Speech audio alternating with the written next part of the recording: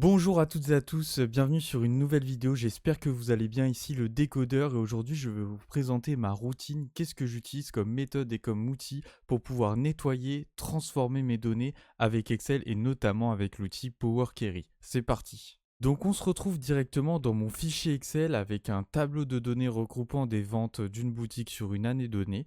On constate directement qu'on a pas mal de petits soucis de mise en forme, notamment avec beaucoup de lignes avec des valeurs vides.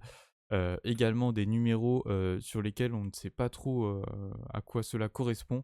Donc là, il y aura un petit nettoyage de données à faire, pouvoir automatiser ces étapes de nettoyage et de transformation, puisque ces données proviennent probablement d'un extract, d'un CRM, d'un outil, d'une caisse enregistreuse par exemple. Et l'idée donc c'est de pouvoir automatiser toutes les étapes de nettoyage et de transformation qu'on va faire ensemble, histoire de ne le faire qu'une fois tout simplement et de ne pas perdre plus de temps avec des tâches qui peuvent être répétitives. Donc ce qu'on va faire, c'est que pour cela, on va utiliser un outil intégré à Excel, à la suite Microsoft, qui s'appelle Power Query. Comment on accède à Power Query? On va tout simplement se rendre dans les données, puis on va sélectionner une méthode de récupération des données. Donc on peut très bien sélectionner à partir d'un classeur Excel, à partir d'un fichier CSV, à partir d'un PDF, à partir d'un dossier, à partir d'une base de données. Mais nous, dans notre cas, ce qu'on va faire, c'est qu'on va sélectionner à partir d'un tableau. Donc du tableau de notre fichier Excel. Donc on va sélectionner à partir d'un tableau, puis on va sélectionner OK. Et on va directement arriver dans l'éditeur Power Query, donc avec toutes les interfaces qu'il propose. Déjà, dans un premier temps, on a les requêtes à gauche qui représentent les tableaux que l'on va analyser. La requête tableau 1 est vide, on va la supprimer, elle ne nous intéresse pas. On va se concentrer sur la requête tableau 3, donc qui est bien le tableau que l'on va traiter ensemble. Comment on va procéder tout simplement? Toutes les étapes que l'on va appliquer, les étapes de transformation, de nettoyage, vont être classées à droite dans les étapes appliquées. Et l'on va pouvoir revenir en arrière à chaque étape, histoire de pouvoir vérifier que l'on a bien effectué les bonnes transformations que l'on souhaitait. Et pouvoir aussi surtout automatiser le process de sorte à ce que dès lors que l'on charge un fichier, le fichier final que l'on aura, dès lors qu'on actualise en fait le fichier source, et bien toutes les étapes que l'on va opérer vont être regroupées ici et vont être exécutées à chaque actualisation. Donc on va regarder en détail notre fichier Power Query. En haut de chaque variable, il y a le symbole qui représente le type de données concernées. Est-ce que c'est une date? Est-ce que c'est un nombre entier? Est-ce que c'est un nombre flottant? Pourcentage? Donc là, le but, ça va être d'identifier est-ce qu'on est vraiment sur un bon typage de données, tout simplement. Et donc on va regarder un petit peu chaque variable et chaque symbole qui sont attribués à chaque variable. Donc la première variable regroupe les dates accompagnées de l'heure où a été rentré l'achat, mais on constate en fait que l'on n'a que des heures qui sont fixées à minuit. Donc pour nous, dans notre cas, ce qui n'est pas utile, c'est vraiment de garder l'heure précise de l'enregistrement puisqu'il est tout le temps égal à minuit. Donc ce qu'on va faire, c'est qu'on va sélectionner le type et on va simplement sélectionner la date au lieu de cumuler avec la date et l'heure pour ne garder que les dates qui nous intéressent plus finalement. Ensuite, on a les produits. Donc, est-ce que ce sont des sweatshirts? Est-ce que ce sont des sneakers, des t-shirts? Et on a le numéro du produit. Donc, c'est probablement là, est-ce qu'on a affaire à un suite le suite A, le suite B, le suite C, par exemple. Il peut y avoir plusieurs suites indiquées par un code lettre différent. Donc qui est regroupé dans une colonne à part. Ce qui pourrait être intéressant, nous, dans notre cas, c'est peut-être fusionner les deux colonnes finalement, puisque nous, on peut avoir besoin directement pour pouvoir bien identifier quelle vente correspond à quel type d'article. On pourrait avoir besoin de fusionner les deux colonnes pour qu'on ait une seule colonne hoodie B par exemple, qui puisse nous donner l'information, ok, sur le hoodie B précisément, nous avons vendu pour telle quantité et telle valeur d'article. Donc ce qui pourrait être intéressant pour nous, on va se rendre directement dans l'outil de transformation et on va sélectionner les deux colonnes que l'on va souhaiter fusionner tout simplement. Et là, dans notre cas, on va aller chercher fusionner les colonnes, l'outil fusionner les colonnes, qui est situé dans la colonne texte de l'onglet transformation. Et on va pouvoir directement fusionner les colonnes en sélectionnant un séparateur. Est-ce qu'on a envie d'avoir un séparateur? Nous, ça va être peut-être l'espace tout simplement. Donc on va sélectionner l'espace comme séparateur, mais on aurait très bien pu sélectionner la virgule, le signe égal, les deux points, et aussi un symbole personnalisé, par exemple un tiret. Si par exemple on veut ajouter un tiret, on peut très bien ajouter un tiret et on va sélectionner OK.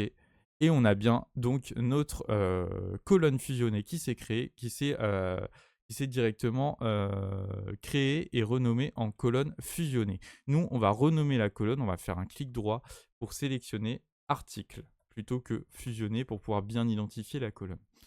Ensuite, on va regarder les autres colonnes. Donc là, on a le client donc qui provient donc de l'identifiant client qui est paramétré en nombre décimal dans notre cas, en nombre entier, pardon. Nous, ça va plutôt être une chaîne de caractères. Pourquoi une chaîne de caractères? Puisque c'est un identifiant. On n'a pas pour vocation à effectuer des opérations de calcul dessus, que ce soit des additions, des soustractions, des multiplications.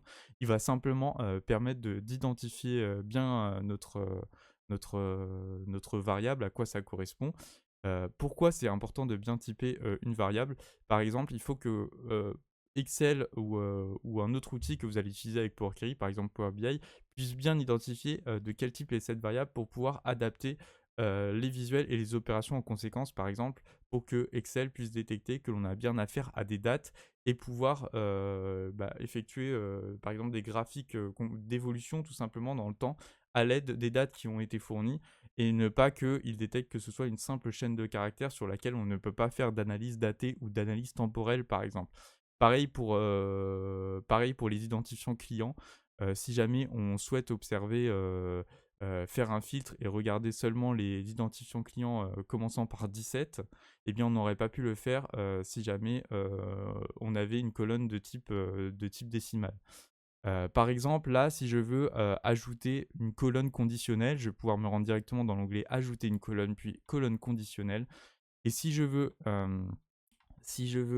par exemple, regarder si euh, le client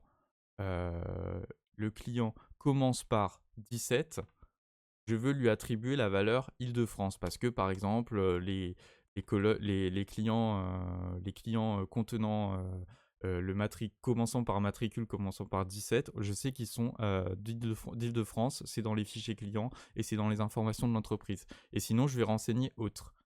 Je fais OK. Donc là, on a bien la colonne conditionnelle qui s'affiche. Mais par exemple, si je reviens en arrière et si j'avais sélectionné plutôt le type nombre décimal, si j'avais voulu ajouter une colonne conditionnelle, je reviens dans Client. Je n'aurais pas pu sélectionner l'opérateur de condition commence par, puisque Power Query a directement la connaissance et l'information comme quoi le client est un nombre de décimal, donc il ne va pas supporter les opérateurs de condition comme commencer par, finir par, contenir, et simplement des opérateurs de calcul et de comparaison comme égal à, supérieur à, inférieur à. Voilà, vous avez à peu près compris pourquoi il est important de bien typer vos données sur Power Query. Donc on va faire de même avec les vêtements et les chaussures. Donc les vêtements et les chaussures, ça représente la valeur en vente selon la catégorie de l'article. Cependant, moi, ça me paraît peu pertinent de les garder comme ça, deux colonnes séparées. Pour moi, dans l'idéal, il faudrait plutôt dépivoter les colonnes et les faire passer en ligne, puisqu'on voit bien que une ligne d'Oudi ne peut pas avoir à la fois en même temps des valeurs en vente en vêtements et en chaussures, puisqu'on a affaire à un hoodie qui est un vêtement. Donc pour moi, il faudrait les basculer plutôt en ligne. Donc pour cela, on va plutôt utiliser l'opérateur dépivoter les colonnes. Donc on va sélectionner les deux colonnes en sélectionnant une, puis CTRL, sélectionner l'autre. Et on va sélectionner dépivoter les colonnes. Et directement, Excel va nous passer donc les vêtements et les chaussures en ligne dans la colonne qui est passée en attribut, que l'on va renommer en catégorie dans notre cas, ce qui me semble plus adapté. Et on a directement donc les valeurs qui sont les valeurs de vente qui sont placées dans la colonne valeurs. Et donc les ventes ont automatiquement été additionnées dans le cas où il y avait plusieurs ventes sur la même catégorie, bien sûr.